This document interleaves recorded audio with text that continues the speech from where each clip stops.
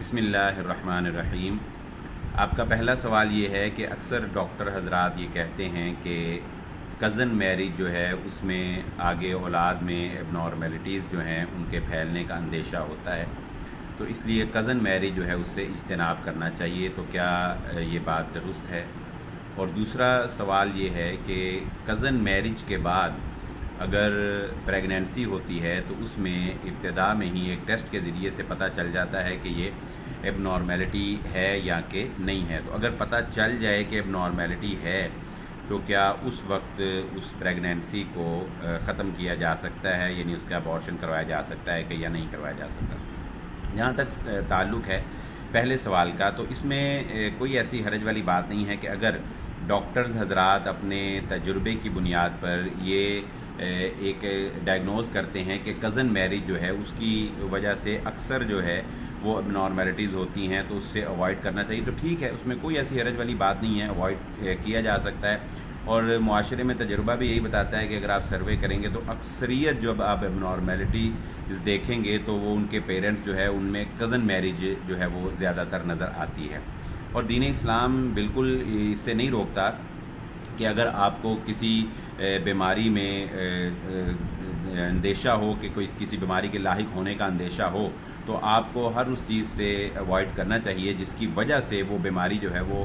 حملہ آور ہو سکتی ہے۔ جیسا کہ مثال کے طور پہ اگر کسی علاقے میں طاعون کی بیماری پھیلی ہے تو دین یہ نہیں کہتا کہ آپ اس علاقے میں جائیں پھریں جیسے مرضی، نہیں، رسول اللہ صلی اللہ علیہ وآلہ وسلم کی تعلیمات ہمیں یہی سکھاتی ہیں کہ آپ صلی اللہ علیہ وآلہ وسلم نے اس علاقے میں جانے سے منع فرمایا جہاں پر طاعون کی وبا ہو۔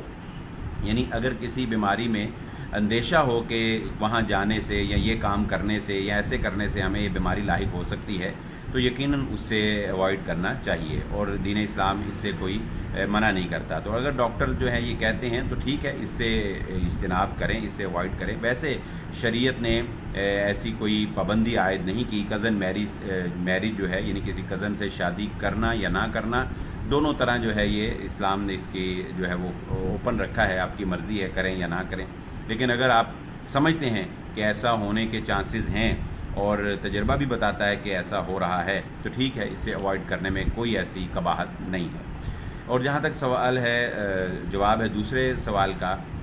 تو دیکھیے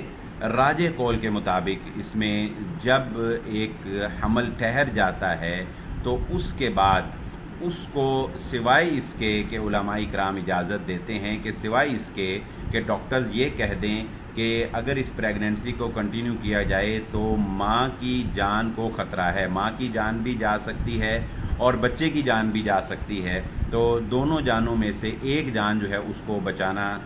ضروری ہے، لہذا ابارشن کروا لیا جائے تاکہ ماں کی جان جو ہے وہ بچ جائے۔ تو ایسی صورت میں تو گنجائش ہے، مگر نہ اس کے علاوہ کوئی اور گنجائش نہیں ہے کہ اگر آپ کو یہ پہلے پتہ چل جائے کہ یہ اب نارمیلٹی ہے اور آپ جو ہے اس کی وجہ سے وہ بچہ جو ہے وہ تلف کر دیں، یہ بالکل جائز نہیں۔ یہ ایسے ہی ہے کہ جیسے کوئی اب نارمل آدمی ہو تو کیا اسے قتل کر دینا چاہیے؟ یعنی اگر کوئی آپ دیکھتے ہیں معاشرے میں کتنے معذور، کتنے اب نارمل لوگ ہیں، ان کے لیے علاج کے لیے جو ہاسپٹل بنائے گئے ہیں، اگر یہ قانون نافذ کیا جائے کہ جی یہ اب نارمل ہے تو پھر تو نارمل بندے کو قتل کر دینا چاہیے؟ نہیں، ایسا نہیں ہے۔ جب پریگننسی ہو گئی، جب حمل ہو گیا، جب نطفہ ٹھہر گیا، اب وہ اللہ کے حکم سے ٹھہر گیا، اب اس کو تلف کرنا یا اس کو ختم کرنا یہ کسی صورت بھی جائز نہیں ہے، سوائے اس کے کہ جو میں نے ایک صورت آپ کے سامنے بیان کی ہے۔ اس لیے ہاں اللہ تعالیٰ سے دعا کریں کہ اللہ تعالیٰ اس میں خیر ڈال دے، اللہ تعالیٰ اس کو بیماری سے جو ہے وہ محفوظ کر دے، اور اللہ تعالیٰ ہی جو بہتر معاملہ ہے، جو بہتر فیصلہ کرتا ہے، انسان کو اس پر آمین کہنا چاہیے۔ امید ہے آپ کو بات سمجھ آ گئی ہوگی۔ واللہ اعلم۔